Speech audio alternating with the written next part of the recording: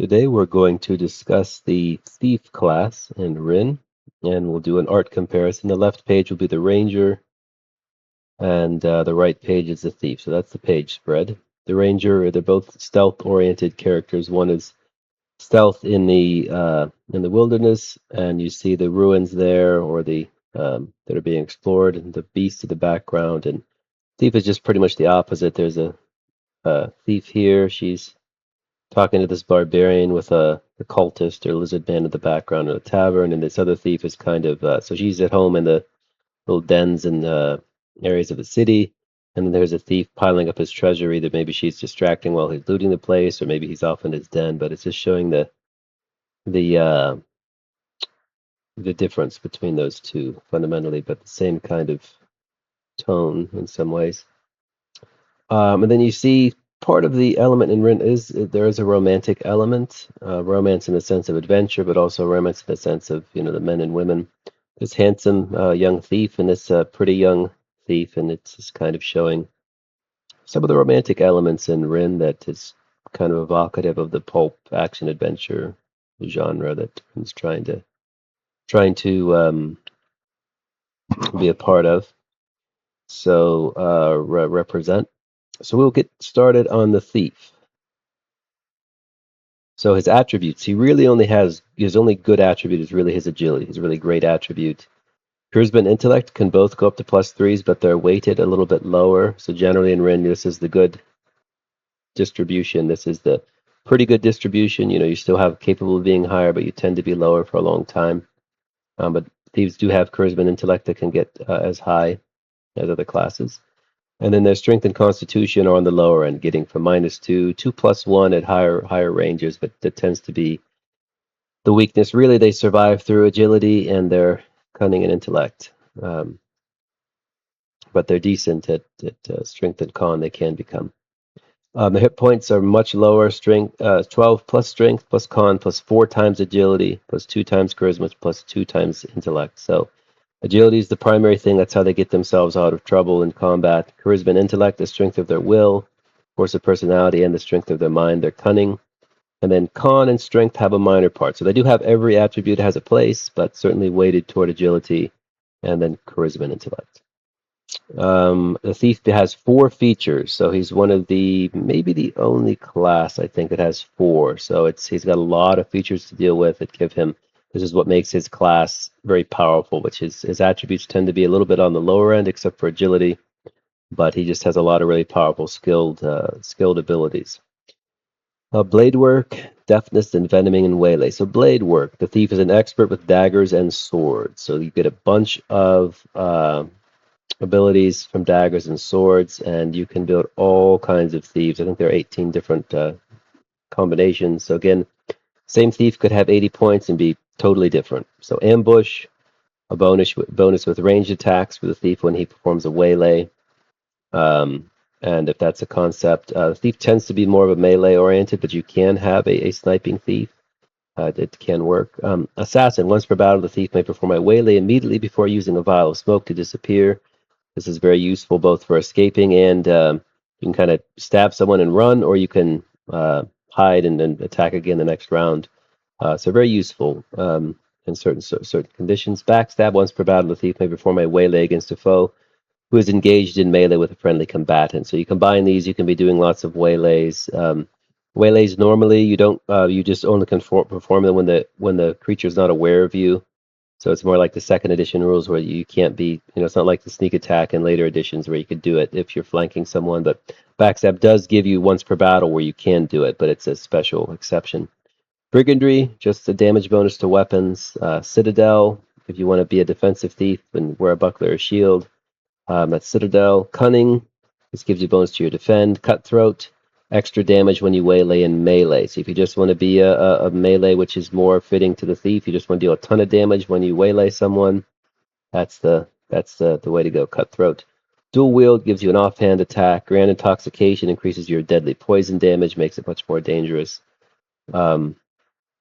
Imprecation is a little one that actually my wife came up with for like a religious thief. Once per battle, by chanting a prayer to Ru, the god of thieves, you can deal holy damage. So it's just kind of like You just down it. You just, hey, I got to deal with this. And normally, a thief does not have any kind of access to that. But this would be like your superstitious or religious thief, where he has some connection to the god of thieves and calls in times of need to get a little help. Once per round, you can legerd. I always don't know how to pronounce that. Legerdman or Legerdman. Once per round, the thief may throw a throwing dagger as a free attack. So the thief can just every round get a free throwing dagger. Again, kind of the idea of a thief who's stabbing people, chucking a dagger. It's gives you a whole extra attack with the throwing dagger. Can really increase your offensive abilities, but only with the dagger. Lone Blade. When the thief is armed with a dagger in one hand and nothing in the other, he gains some big bonuses, and he tiers them up to all the way where he gets +3 attack and +6 damage. That's just kind of be if you just want to be just a guy who looks harmless. I got little dagger sheathed, and I look like a my friend James played a character like that, where he had built this massive. He was just looked like a beggar, but he was deadly with a lone blade. He would combine it with a bunch of other, uh, high waylay, deadly poison, cutthroat, and he would just kill thing, and totally unassuming, But it was a really cool concept. Mobility just gives you bonus to hit points and +3 on checks made to leap and sprint. Um, so jumping and sprinting, you're just very quick, and these can come in all kinds of uses in different situations, and a little hit point base bonus as well. Which thief is low in hit points, so mountebank just gives you a bonus to your all attack rolls. Quicksilver is cool. When fighting with a dagger in each hand, the thief can perform a total of 3 melee attacks on his turn, alternating between hands with no AT penalty. Normally, you have a penalty for the offhand, but this you just kind of just a bunch of quick stabs. You get 3 of them. The damage tends to be lower, but again, can get very deadly. My wife had a thief who had Quicksilver and the throwing legitimate, and she was just getting 4 attacks. She would stab things as long as they didn't have high armor, high defenses. She would just maul things. Just throw a dagger, 3 quick attacks, and it's just really, really, really good in that regard. Rogue +1 initiative, prowess, vitality, and damage with all weapons. If you just an interesting little combo to be that much quicker. A little bit of a damage bonus. And a little bonus to prowess and vitality. I think actually I did modify that one. I think I changed it, but for now that's essentially what it is. I think the price got lowered actually down to 10 and 20. Anyways, I'd have to look to be certain, or 15 and 30. Single wield. The thief specializes in wielding a single blade in one hand and nothing in the other. When so doing, he gains +3 prowess. His damage die improves by 1 category. +6 prowess improves by 2 categories. So, single wield, lone blade. You can make a very interesting, just a guy with a dagger, a guy with a single weapon. If you don't want to do the dagger route, you can be very interesting. Sniper just lets you basically pick people off from further away. Usually not fitting the thief. I don't really have a sniper thief as much, but you can build one if you want to. You can do like ambush and sniper, and it's a lesser thing, lesser emphasis in the thief, but it can be viable, and of course it keeps you out of harm's way. So that's the blade work. Then deftness. The thief gains a bonus on all defend and stealth checks, and on agility checks made to pickpocket, open locks, maintain balance, and contort his body. It also checks his deftness as a proficiency against attacks from larger than medium-sized foes and attacks that affect an area, lessening the damage by the result. Additionally, if the thief succeeds on his initiative check at the start of battle, he may make an immediate stealth check to begin combat hidden from his foes. Sounds like a lot. I'll break it down. The bonuses range anywhere from +1 to +4. All defend checks. So again, we'll just use the highest rating, 76 plus.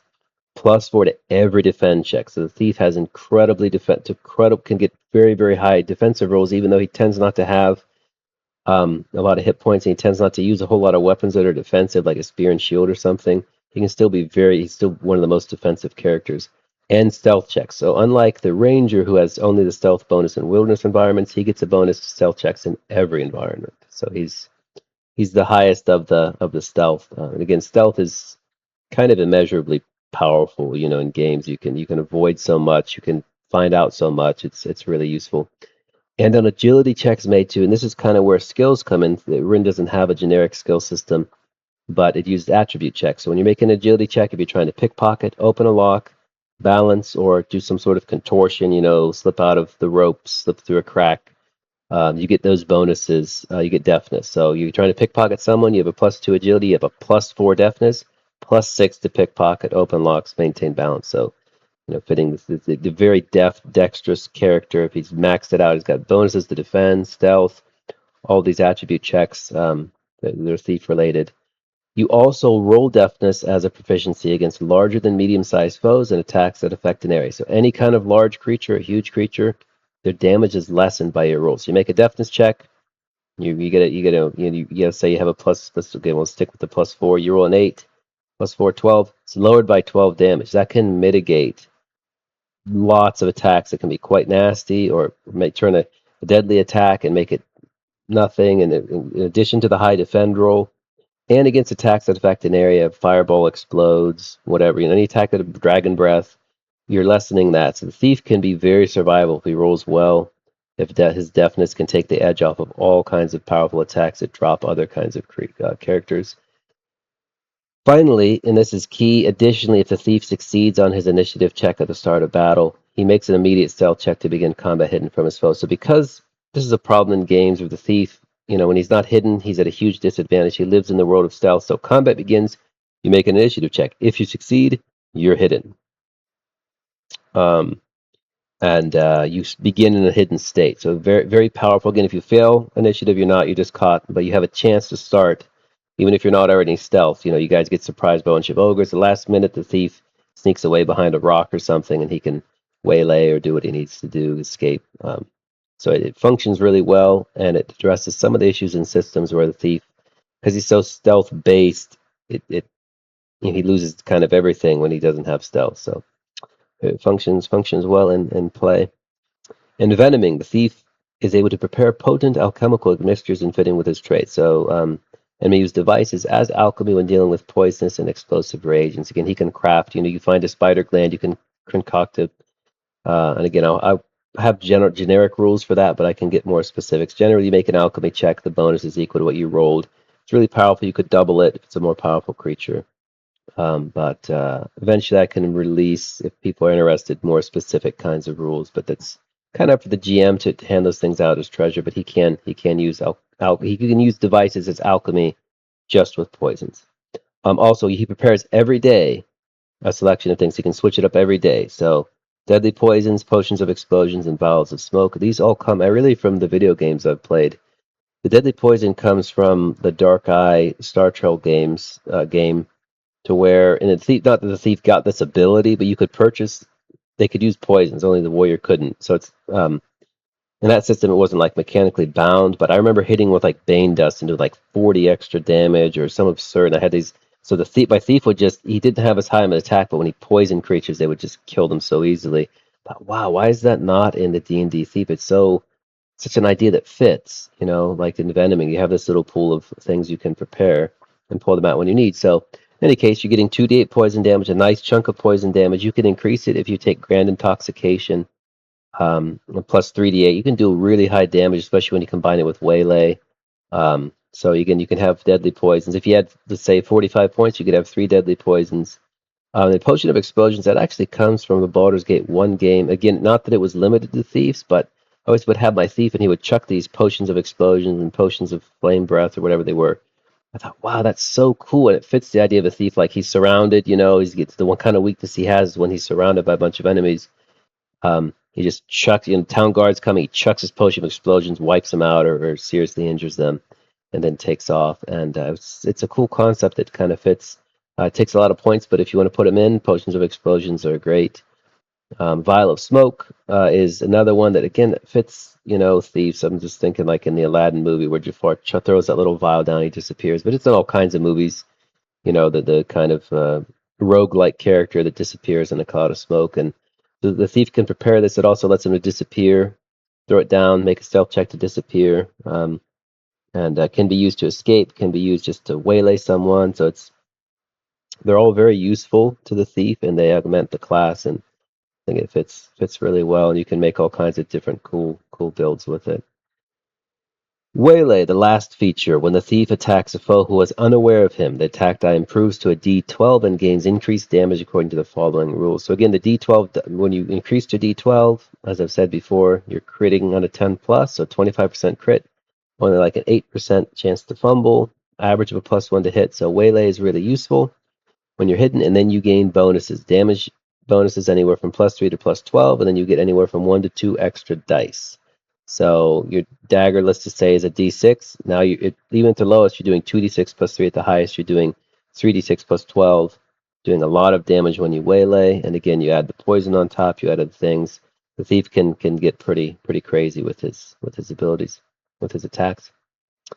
And then the proficiencies: climb walls and devices. So a lot of the kind of thief themed attribute checks, kind of like, I don't have as I've said in RIN, you don't have a generic skill system.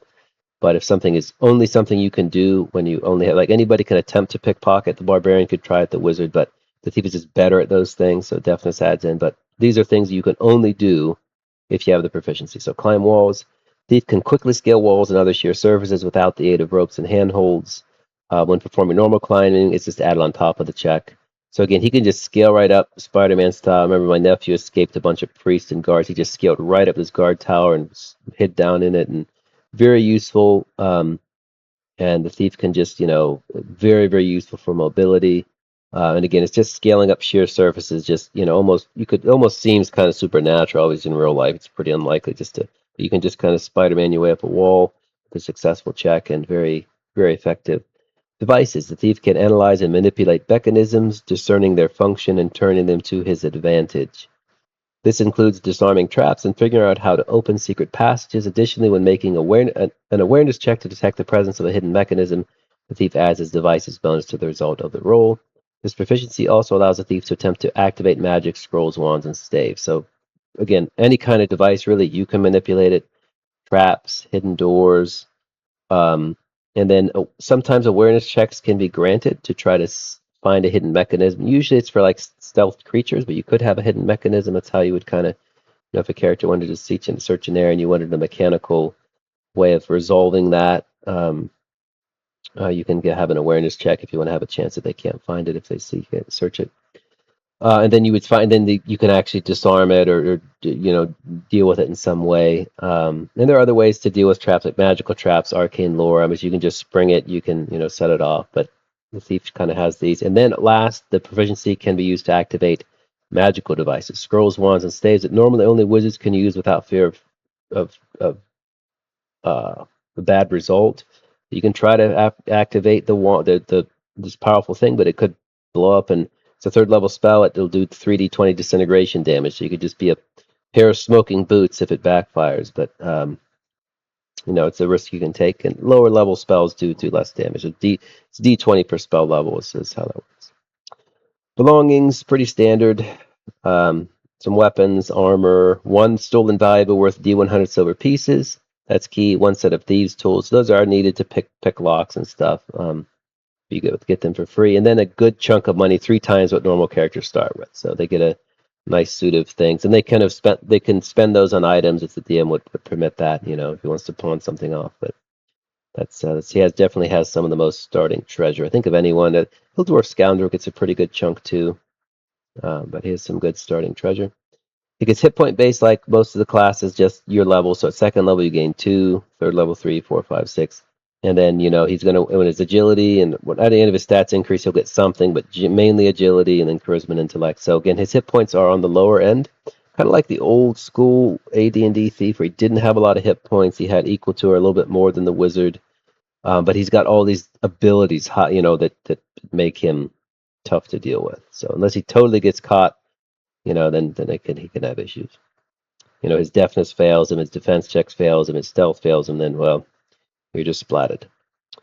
D6, but when he levels, D6 plus 4 to his agility percentile, so 5 to 10 to agility, 5 to 10 anything other than agility, 5 to 10 to the attribute of his choice. So he can double up or do whatever he wants with that last bonus, last roll. Attributes are the same as any other class. We've gone over them. The general bonuses when they reach 100.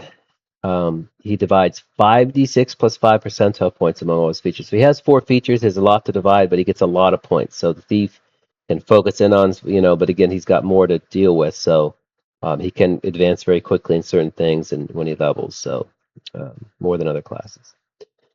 When blade work reaches 100, plus 8 hit point base, plus 1 attack, defend, and damage, and an improved damage die with all bladed weapons. That can be very key, especially when you waylay and your damage dice are all improved. It's a good just expert with bladed weapons. Deafness, you reach 100 to gain hit point base bonus, and you roll d12s with awareness, initiative, and stealth. The idea is you're so deft, you're so honed, you're so dexterous, you're kind of like cat-like reflexes, initiative, stealth, awareness, and then when deafness maxes out, you get that. Envenoming, plus 24 hit point base. That's just kind of the idea of this. You've dealt with poison so long, it's just fortified your body. And maybe even some of your alchemical lore, you've enhanced your body in some way. But generally, I just think of it as someone who's dealt with poisons, is that just his body's tough to it. Waylay, this is the key one. You deal double damage. So that's kind of almost game breaking in some ways. In certain, I mean, you can get your damage up, especially if you're using magic items or one-use things. You can deal huge damage. And again, you're rolling, let's just say, 3d6 plus 12, plus you got a magic, let's say additional plus 6. You're rolling 3d8, you're dealing, it's 30 damage, then you're doubling it. You're doing 40 damage, you're doing 80 damage. So waylays just can get ridiculous. But again, that's kind of the thief. If you set up, you pull it all off, and you're an expert in waylay, you're just gonna maul things, and that's kind of how the thief is. Single target damage, that's the thief is key. It's very powerful. Proficiencies, just like the others, most proficiencies they prove to D12. So you're rolling D12s now, and pretty powerful stuff. Oh, also one thing that isn't in here: when deafness maxes out, you're also rolling your deafness checks with D12. So that isn't written in there. That should be included. That'll be, because say these are not absolutely final. These are like 90% done. There's like end of the beta. There'll still be tweaks and things, little adjustments, and some have it, So, but for the most part, this is what the class is. Again, there'll be some color correction on the art. There might be some adjustments, but you're looking at like 90%, 95% done. Okay, and that will deal the thief. And I will say my wife, her thief, paladin, and probably the Grail Necromancer are her favorites. A lot of people like the thief. My nephew Isaiah loves the thief, so yeah, can be really fun and a lot of different ways to play. And that'll do it for the thief.